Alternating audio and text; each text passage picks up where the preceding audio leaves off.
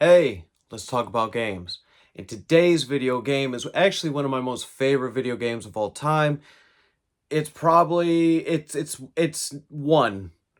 I love the first one and the second one equally. They're both my number one. And today I'm doing the second one, and that is Star Wars Knights of the Old Republic 2.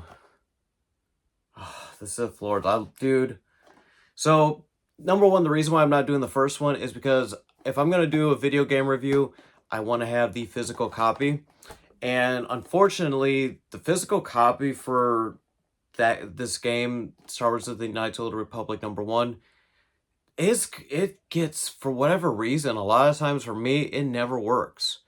It was one of the most frustrating things about the game. I love the game, don't get me wrong. The first and second one, I play every single year, twice, back to back. I play as a good Jedi and then as a Sith. Both times, back to back, all the way through. But yeah, so I always get it digitally. But the second one, I do have physical release. And so you are playing, it's open world in a sense. Yeah, it's open world because you can still travel to all the different planets, just as long as you make sure that there are certain missions you don't go through with and do, or finish the planet entirely, because then you reach a point where you have to go to only a certain place and play. But it's an RPG. It's the same people who made Mass Effect made this, and oh god, it's hard. So you can choose to be either a girl or a guy character, and you create your own Jedi. There's three different type of classes, and then depending on how you progress through the story, your choices, because you could be like on a planet and you run into a group of people who, okay, there's a scene where they're picking on this guy outside this bar, and you can agree to help or you can agree to kill all of them. Like you could like stick up for the guy, kill the bad guys, but then want to kill the good guy. And depending on your choices, and if you make certain right choices at the right time, depending on your followers, you'll influence them and they'll become more inclined with the Force, which that's one of the biggest reasons why I love this game.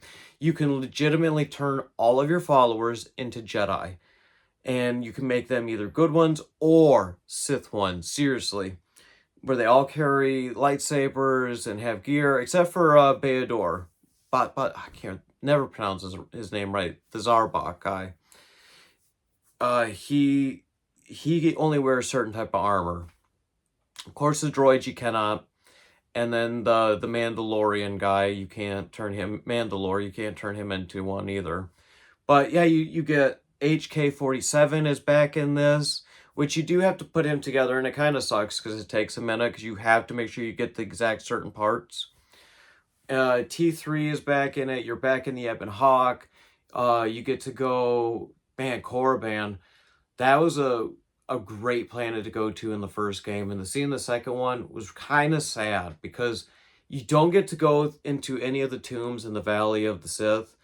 There is the one side cave you can go through and do that, and that's all right. But also the sad part is about it is once you do the temple part, you go in there to try and find one of the Jedi Masters. So backtrack a little bit. You play as a guy or a girl that has been expelled from the Jedi Order, literally had the Force taken from you, and all of a you wake up in this mining colony years and years and years later. You have no idea how you're there. You're there with this old lady who is secretly a Sith Lord named Kreia, and your character and hers are connected. So whatever she feels, you feel what she feels, and she's bringing you back to the Force. Eventually, you start to get your Force powers with each time you meet a Jedi that from the order that expelled you. Now you can choose to save them or kill them. Don't matter either way. Korriban, unfortunately, the Jedi Master's already dead. You end up fighting Dark Scion, her apprentice, which you don't really quite know for at first. That's a tough battle, by the way. But it doesn't matter. You don't actually kill him at that time. I mean, he's a tough dude to kill. It can be done. I have done it. But yeah, and it's a pretty. I don't want to get too much into detail, but it is. God, I love these games. And these games came out on the original Xbox. And so even when I do the digital versions, I'm getting that port. I'm not getting an upgraded look. PC people, you guys, so I'm not a PC gamer in any way, shape, or form. But to replay these games, especially like the first one and this one, because there's so much that was taken out, because this was fast-tracked, this game. There's so much left out of it. So there's a lot. It's definitely made me want to consider playing PC only to play these two games.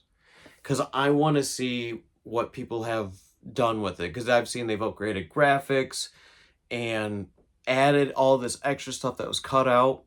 So I do recommend, if you're going to play it, go that route. But you can play it on your Switch. You can play it on the Xbox. You can play it on the PC. Unfortunately and sadly, I am primarily a PlayStation gamer. This is like the only Star Wars game we have yet to get on there. I don't know why. I don't know why. It sucks so bad. Dude, because I'm not joking. This is my favorite game of all time. This really is. I probably honestly have to say I like this more than the first one. And people are going to be like, "What, are you insane? What's wrong with you?" It's the simple fact that I can literally turn everyone into Sith or Jedi. That's really what made me go with this one. I love it. I guess, honest to God, it's the best game I've ever played. This is the only game that I go back to and I play it every single year, twice in a row. Because I want to do a playthrough of becoming a Jedi Master and then a playthrough as a Sith Lord. And it never grows tiring. It is amazing. Now, there is an online.